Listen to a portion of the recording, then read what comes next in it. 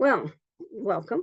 I am Electra Porzel. I am the director of the Language of Consciousness Institute. And one of the fun things that I get to do is talk with people about different topics. And right now, I just finished a conversation about Charles Eisenstein's Old Stories and New Stories. It's based a lot on the books that he has published and the research he's done. But what he did is back in January, he wrote a blog on Substack that gave about 29 different old stories and new stories. In other words, this is a story. The old story is kind of how society has built, how it structures things and the belief systems it teaches people. And then the new stories have to do with things that are rising, things that need to shift in order to create a better, more sustainable future for the children and the children coming. And so I thought, well, nothing more fun than being in discussion with people. So this is what we study tonight. The old story says, at bottom, reality consists of generic building blocks with standard properties, each identical to the other. The uniqueness of macro objects is merely the result of different permutations of the same generic building blocks. And to me, that sounds a lot like everybody's supposed to be the same. There isn't any, we don't have to approach people differently to educate them or heal them. Or if everybody, toes the line, then that's how life should be. And we end up with situations that we've got now where children in most public school systems in the United States, and actually most probably even private school systems, are educated in the same way and the same basis that children were 100 years ago. In other words, you have to sit in a desk and I tell you what you should be interested in, and I tell you what you have to regurgitate back to me. And I was educated in that system, and I went all the way through, and I had masters, and I learned how to do that system. Did I become a very good self-learner from that? I don't think, but that wasn't a goal of the school system.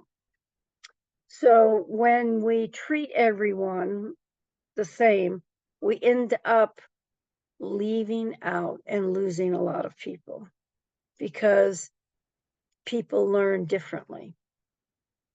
When we educate our teachers to just one model of approaching children, they don't have the tools they need to really deal with the variety of children in front of them in the room. Now, luckily, like most professionals, we continue to study over time. Maybe like I used to run a child development center, and so all of our work in the school was based on Piaget. So Piaget, that's what, 50 years ago, at least 60, that children learn differently and you provide a variety of situations in the classroom so that if they visual learners or kinesthetic learners, for an example, that you'd have different materials in the classroom, different activities that would help the child come into a subject matter from the way that they learn the easiest. And I used to be an adult educator, and I used to use the same tools with the adults in the classroom because they're the same. They learn differently. It's just most of us who made it through the school system learned to adapt. So in this discussion, we said, well, our whole world and all of what we know is that making everybody do it the same doesn't give you the adult that you want or provide that adult with like self-learning tools or, for an example, that they could use to be a more effective adult, a more effective person in the world. So this idea of redaction, which is bring it down to its simplest form, and everybody to be educated or healed in just one particular narrow look at the world, basically doesn't work. And we've tried real hard forcing people into it. And you see that happening even now in the United States for sure. That they say, well, if we say they can't learn this, or we say they can't read this, or we say this is the only way to do it, well, that'll solve the problem. Well, it solves the person who's legislating. They want to make sure that they have figured out a very simple way to control. And what turns out is it's a very narrow band of people that you end up taking care of when you create really strict boundaries, when you ignore the complexity and diversity of the world. One of the things I know is that each human being is born with their unique and essential gifts. Some of those gifts we don't see right away. Some of them actually appear in how we need to learn, or a different approach to our own health. But what I want is a society that respects and supports everybody's unique and essential gifts. Happens in different parts of society, but it's not where society is right now. Now, the news story that we wanted to discuss was, and this is kind of where Eisenstein thinks that we really need to move in order to create a sustainable future. Every being, even an electron, is unique. That's why each behaves differently. It's called quantum acausality. Reality is the totality of the relationships among unique beings at every scale. So I'm thinking, okay, I'm sitting on a chair. One of the cork that moves between the pants, the fabric of my pants with the fabric of my chair is doing its thing as a quark, but it's a different experience than, let's say, the quark that's on the passing between the fur of my kitten and the paper that she's laying on. So that makes a unique system. And those are very, very simplistic. But if it's true on the that simple level, it's also true at the complex higher levels, because what we know is so above, so below. So the world has a lot of relational in its structure. So if we look at every human being being unique and essential, we know that we haven't honored that in a lot of the work that we do in the world.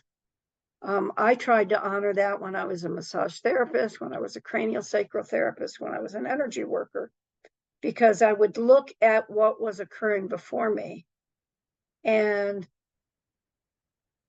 follow the advice of the body or the spirit as to how to best approach to help that person get from where they are now to where they want to be. And every human being has a different where they want to be. When we write the creation exercises, we talk about craving. What do I crave in my life, and what does that create? And once I have that, what would that sustain and maintain? And if you did that sustaining and maintain over time, what would I embody? Those are unique statements for each individual. And when an individual does that, they start writing a new future for themselves, because they're no longer saying, everybody says I should have this kind of car. The world says I should have this kind of job, or my family says I should behave this way. They start going, what is it that I, as a unique and essential being, want to be able to be in the world and do in the world and have in the world? And that requires looking at all of the forces and energies around yourself and paying attention to them and how they impact your system. And that isn't how we've been training our children in schools. And mostly it isn't how we train our doctors. This country, the United States, was controlled by the medical AMA, to the extent that, you know, the other modalities were not honored as offering something to the healing of an individual. So in the United States, it is not common for people to think, okay, is this a bone thing? So should I be going to a chiropractor? Or is it more of my energy not being stuck somewhere in my body? Should I get an acupuncturist? Or, well, is there a plant that would really help my body function as more like I want it to? So they wouldn't go to a herbalist. Some people do for all of those, and some people are aware of the variety of healing options there. But for the most part, our society hasn't legislated the use of those or hasn't educated people about the use of those. And so the majority of the population is left with a very narrow band of what might be useful for them to do as an individual or effective for them to use as part of their healing. And those are just two examples of it. We had this big conversation in the group about, well, where do you start? Do you start on creating different medical schools? Do you start on shifting the public school system? Do you just do a lot of parent education about complexity, diversity, uniqueness, and of their children? And the answer that we came up with is it's got to be everything. There's got to be action in each of those areas that shift the way that we educate the provider and educate the client, so that we as a society can recognize that the totality of relationships, we're paying attention at all times to what's going on in the totality of relationships among unique beings at every scale. So whether it's the quark in the electron, it's the individual